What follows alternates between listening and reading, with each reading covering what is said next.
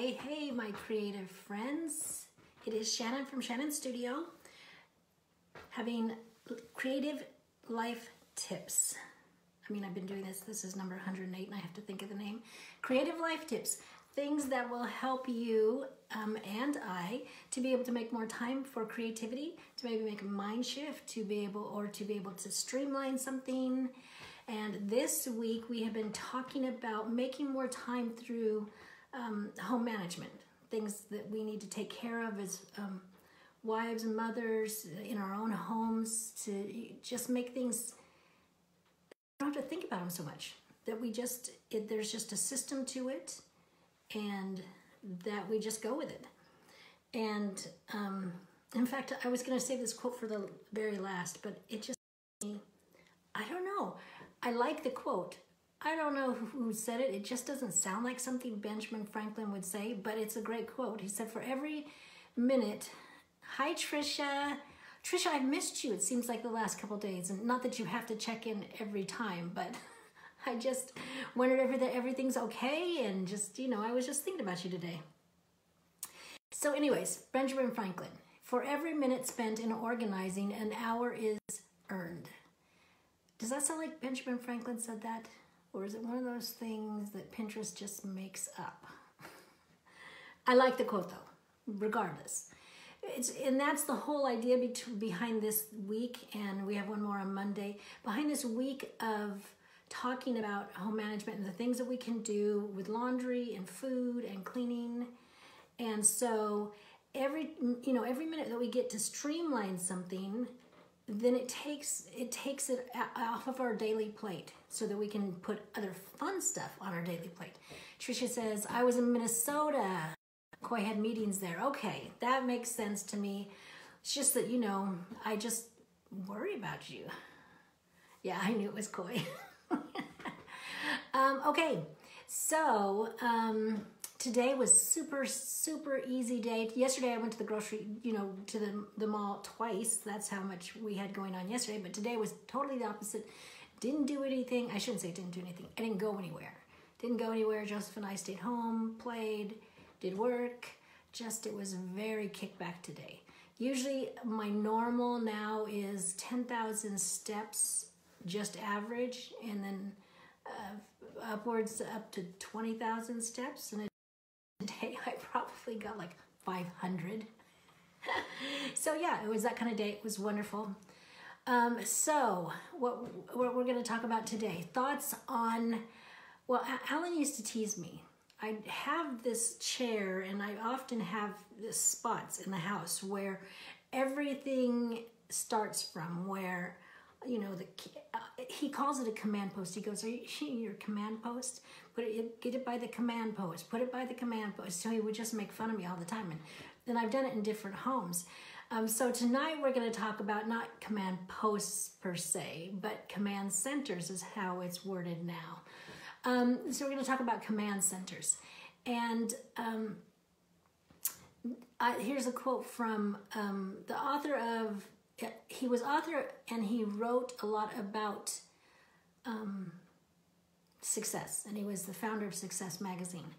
And his name is Orison Swett, S-W-E-T-T, Martin. So I'm terrible with names. Anyways, he said, a good system shortens the road to the goal. So if the goal is to be able to be creative in our daily lives, these kinds of things will help us, will shorten the road to the goal. So a good system shortens the road to the goal is what he says. And I find that to be true. When things become routine and habitual, and not your life, your real life, but just the things that are not that prioritized on our list of really great things to do, laundry, food, shopping, that sort of thing. Those are things we need to do, but they're not the really heart of our lives. Family time is, our religious service, our creativity. Hi, Carrie.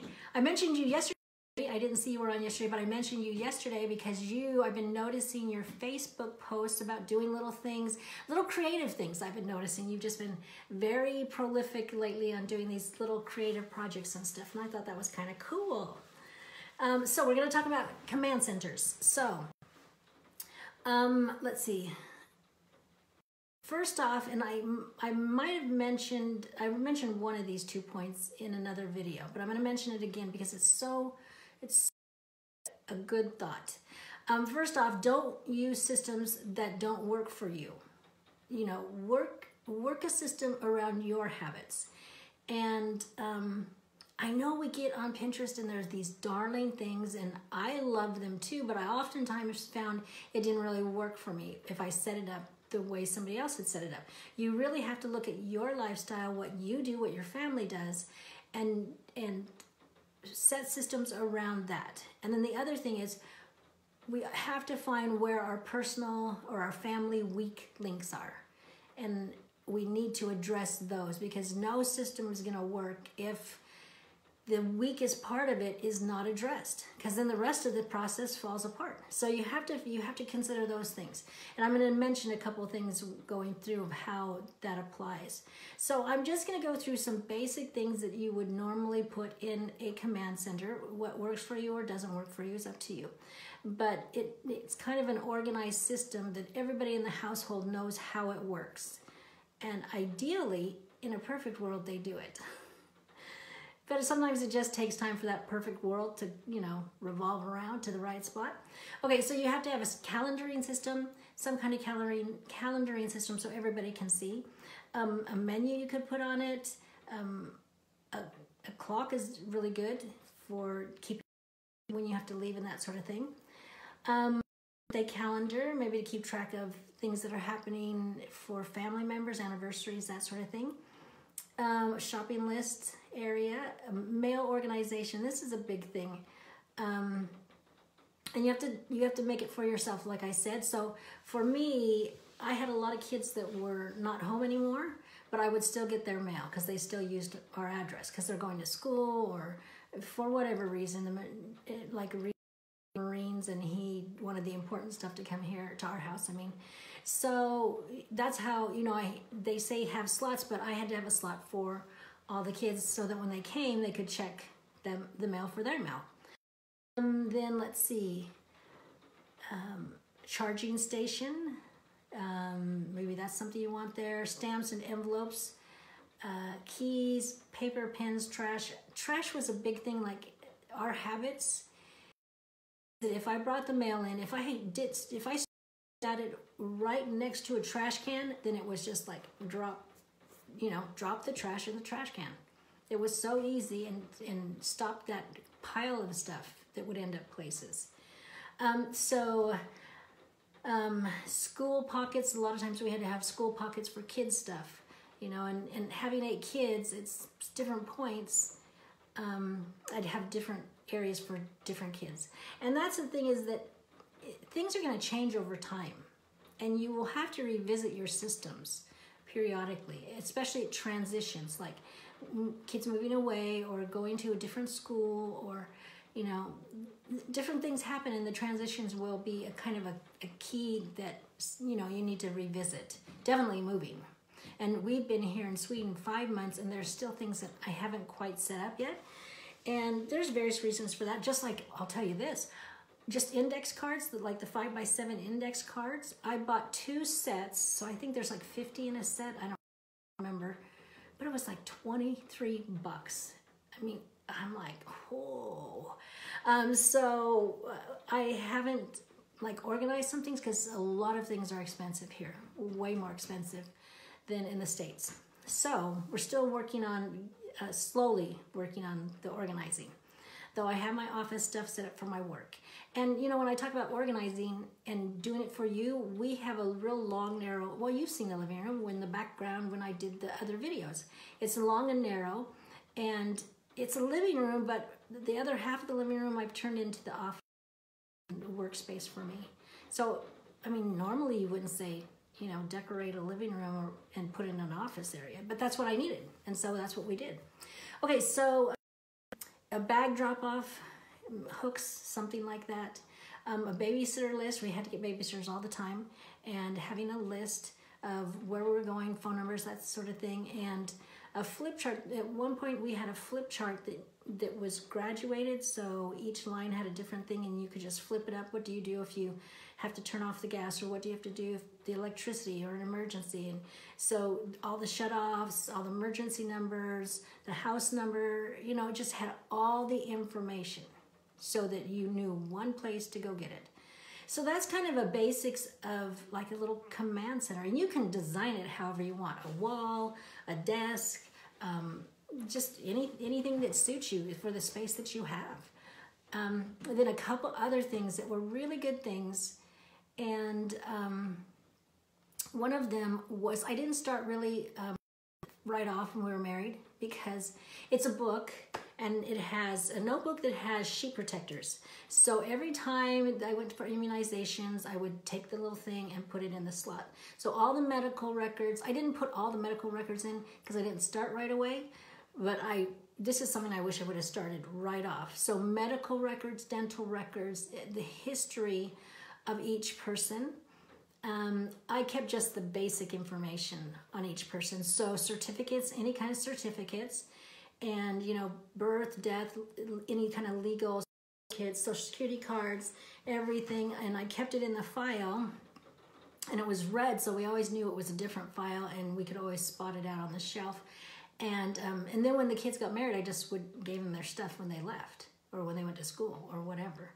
But you can tell I didn't do it at first because we can't find our marriage certificate. We can't find it, you know, because we had to come over here, and we needed his work, needed the marriage certificate, and it's like, it's not registered in LA County where we were married. It's not registered anywhere. And I'm wondering if it didn't get mailed when we got married. So isn't that a story? So we've been, and I have a brother-in-law that works in the LA County records, and he couldn't find it.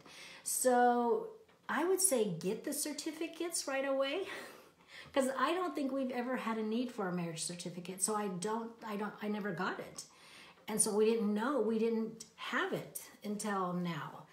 And it's like 37 years and we're not legally married. That's just funny. So I cannot say enough about that, because a lot of times you'll need all these records to start schools or to go different places. And if you have them, it is right there, and all you have to do is grab the notebook or grab the thing out of the notebook. You are so much better off than running all over the place to find it. Carrie says, my sister has one she calls the House of Order book. I love that title, House of Order book. It has spaces for each person. It is a purple expandable folder. Great. And she would probably say, which sister is it? She would probably say that it helps her life immensely to have just, you know, peace of mind, knowing I have all the information right here. So then also, you know, out of state, I mean, in this day and age, everything's on our phone, but to have a hard copy of what the addresses are, because I remember as a kid, as a teenager and stuff, we memorized everybody's number. I can barely memorize my own. We don't memorize phone numbers anymore. So, I mean, we wouldn't know, my kids wouldn't know any out-of-state relatives or anything like that. So it's good to have a sheet, a master list of just important family members, important people, and all that kind of information in one place. And that was kind of our information that we had, and that we use all the time. And I brought it here to Sweden with us too. And Joseph has all his information, legal guardianship, adoption, those kinds of things, all in there.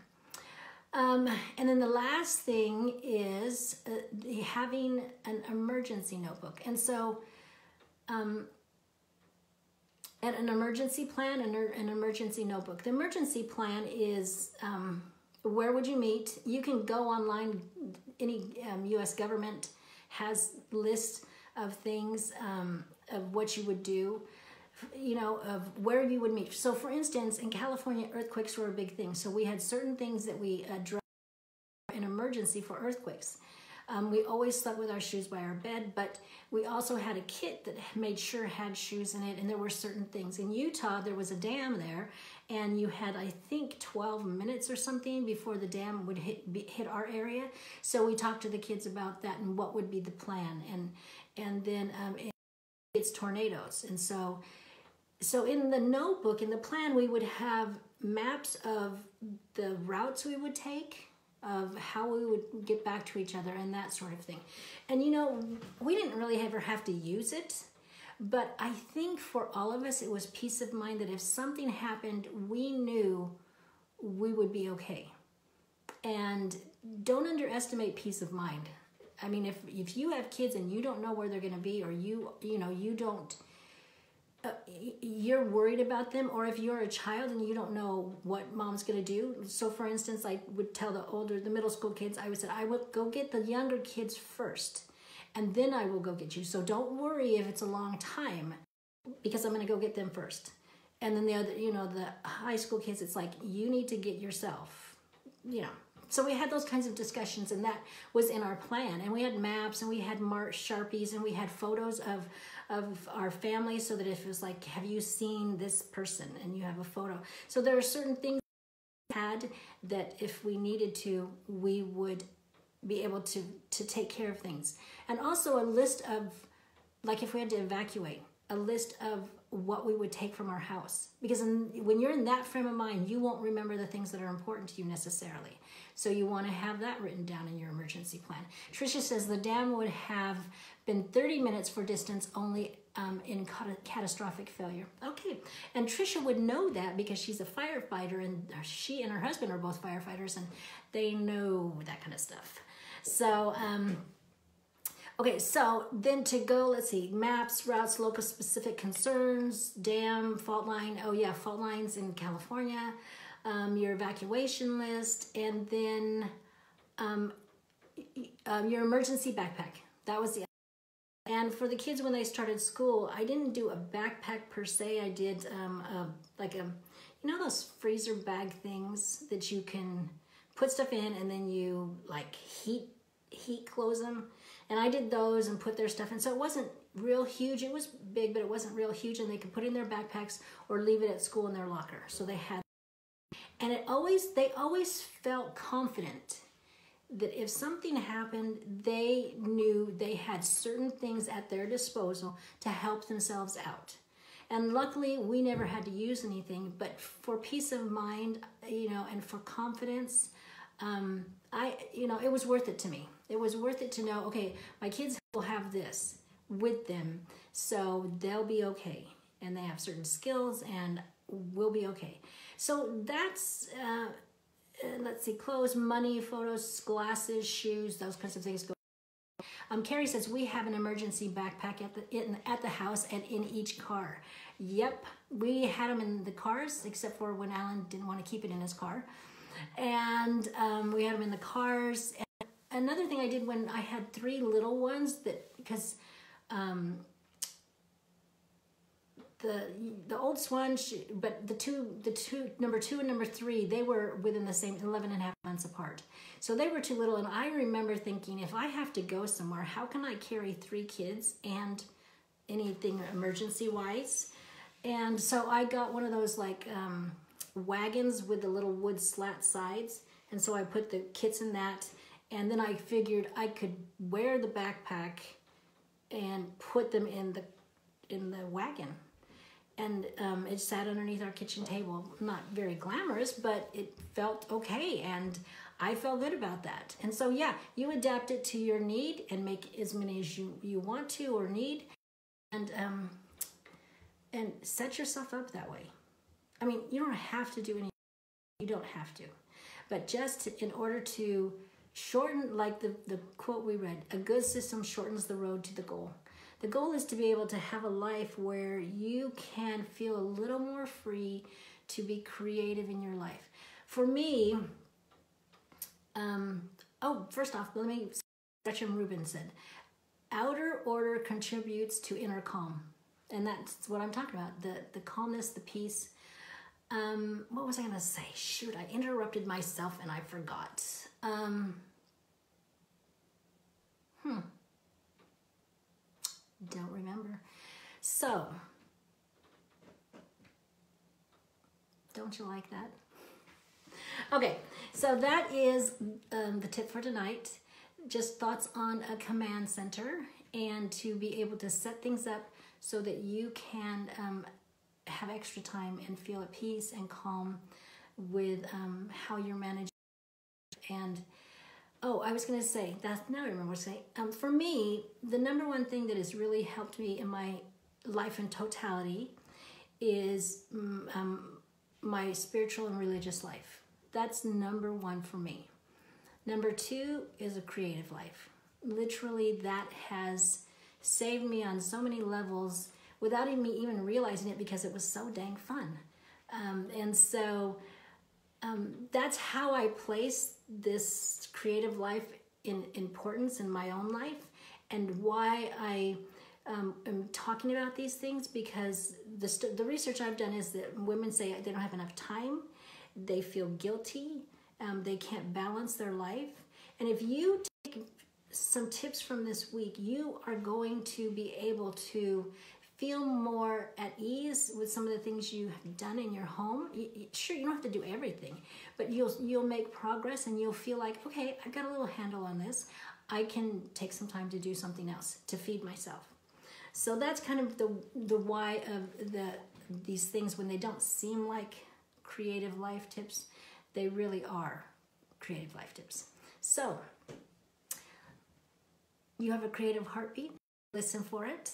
And I will be back tomorrow. It's Sunday tomorrow, so we'll talk a little bit of spirituality and creativity. And then Monday we'll do, I think, is our last thoughts on home management stuff.